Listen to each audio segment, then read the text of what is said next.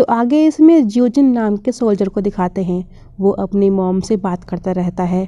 उसकी माँ उससे कहती है कि टीवी पे ये बताया जा रहा है कि सारे सोल्जर्स को उसी जगह भेज रहे हैं जहाँ पर जोनस वायरस फैला हुआ है। उसकी मॉम को अपने बेटे की बहुत फिक्र होती है। वो अपनी माँ से झूठ बोल देता है कि वो वहाँ पे नहीं जाएगा और उसे अभी खेलने जाना है।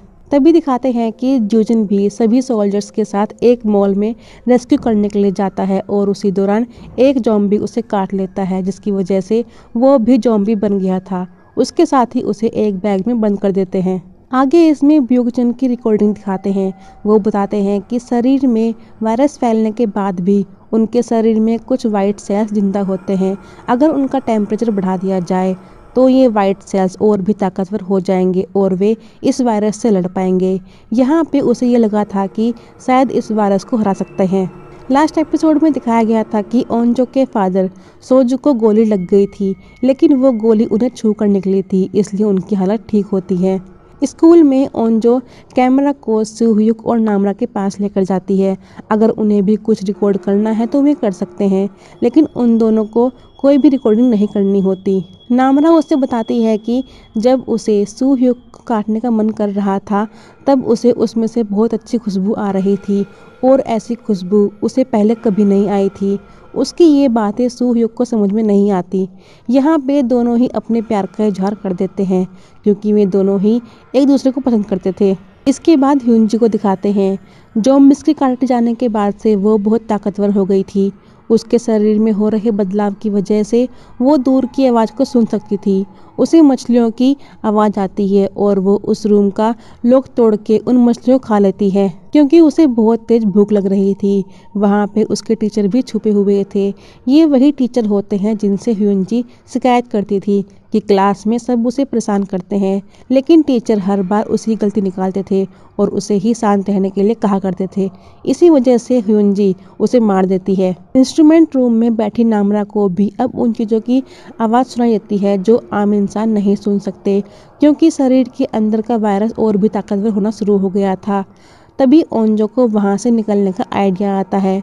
वो सबसे कहती है कि म्यूज़िक बजा के वे रूम के एक साइड में ज़ॉम्बीज़ को इकट्ठा कर सकते हैं और दूसरे गेट से निकल के छत पर जा सकते हैं। ज़ॉम्बीज़ को रोकने के लिए वे सब उस रूम की टेबल चेयर को इकट्ठा करके एक दीवार बना सकते हैं। जब ज़ॉम्बी रूम में आए तो कुछ टाइम तक उस दीवार की वजह से वे रुके रहेंगे। उधर ग्वीनाम इतनी ऊपर से गिरने के बाद भी जिंदा रहता है। अब उसे भी दूर की आवाज़ें सुनाई देने लगी थी। वो अपने साथी की आवाज़ सुन के उसके पास चला जाता है। उसके साथी को लगा कि ये अब भी वही डरपोक इंसान है। वो पहले की तरह अपना हुक्म उसके ऊपर जमाता है। ग्वीनाम कहता है कि अब वो तुझसे नहीं डरता और वो ज़्यादा ताकतवर भी है।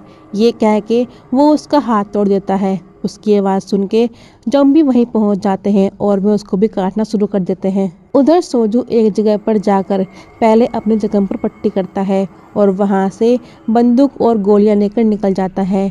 स्कूल में जंघारी अपने दोस्तों के साथ वहां से निकलने की कोशिश करती है क्योंकि उनका एक साथी जख्मी होता है, इसलिए वहां से नहीं निकल पाते। रेस्टोरेंट में पुलिस ऑफिसर जी एक भी अपने साथी और दोनों बच्चों को ज़ॉम्बी से बचाते हुए निकल जाते हैं। रास्ते में उन्हें जिब्रिस की आवाज़ सुनाई पड़ती है।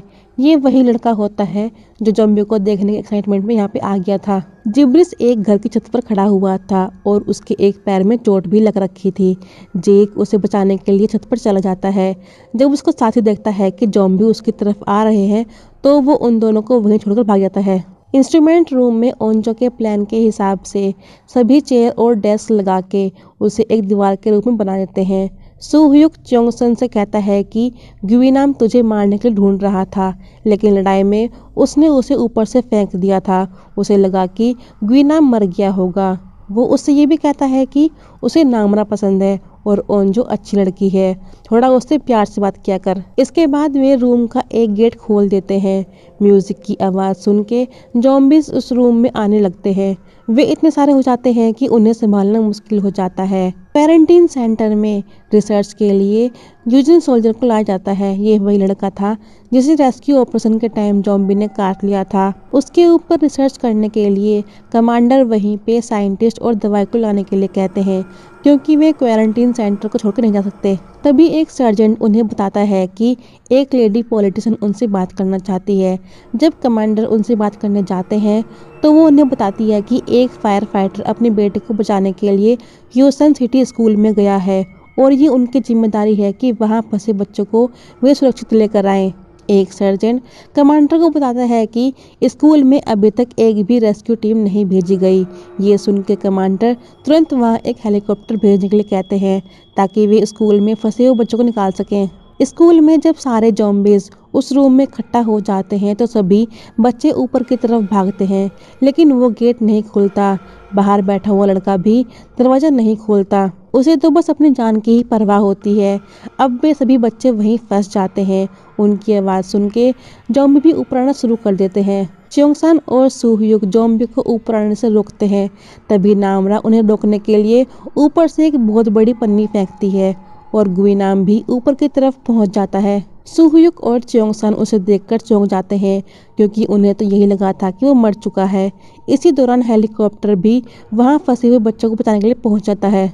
एक सोल्जर उस लड़के से पूछता है कि क्या नीचे कोई बच्चा जिंदा बचा है। वो लड़का यहाँ पे झूठ बोल देता है कि नीचे कोई नहीं बचा, सब जॉम्बी बन चुके हैं, बस वही जिंदा बचा है।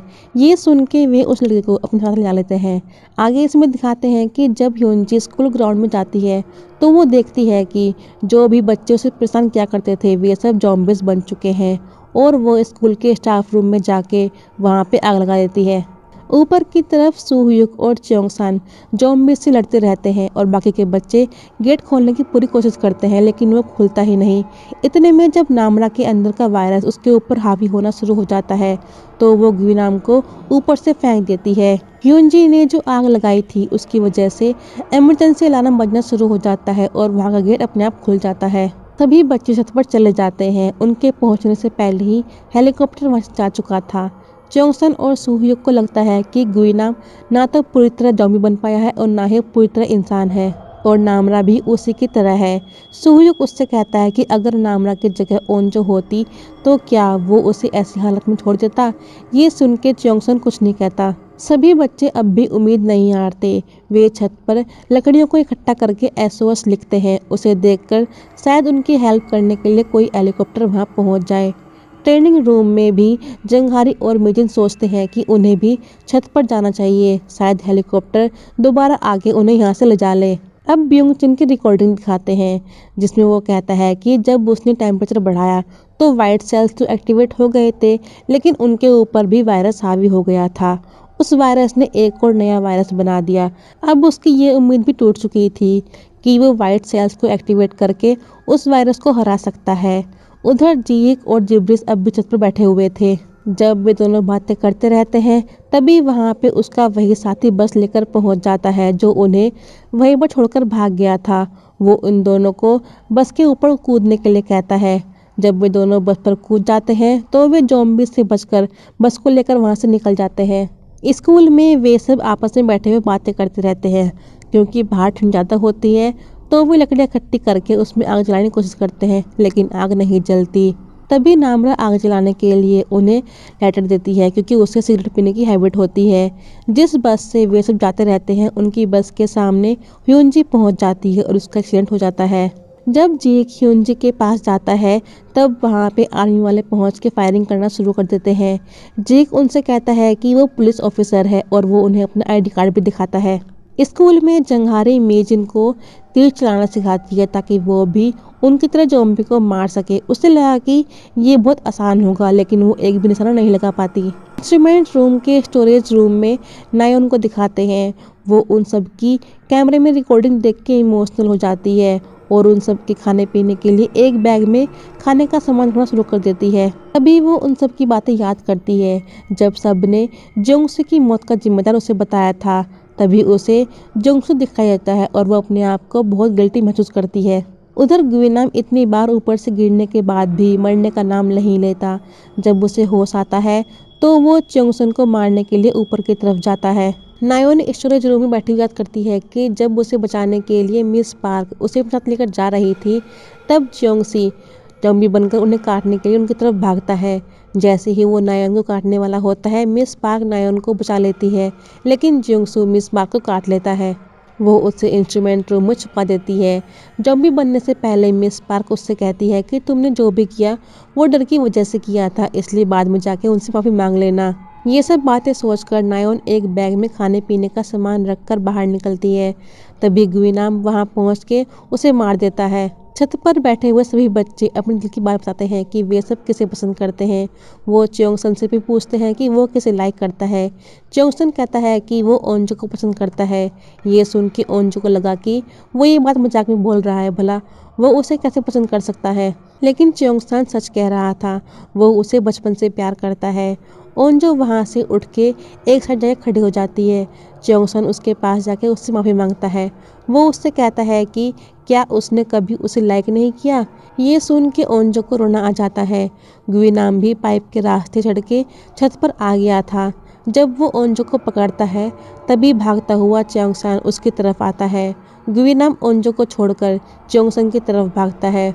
वो उससे कहता है कि मुझे तेरी आंखें चाहिए, और यहीं पे ये दोनों एपिसोड ख़त्म होते हैं। तो मिलेंगे नेक्स्ट एपिसोड की वीडियो में। Thank you.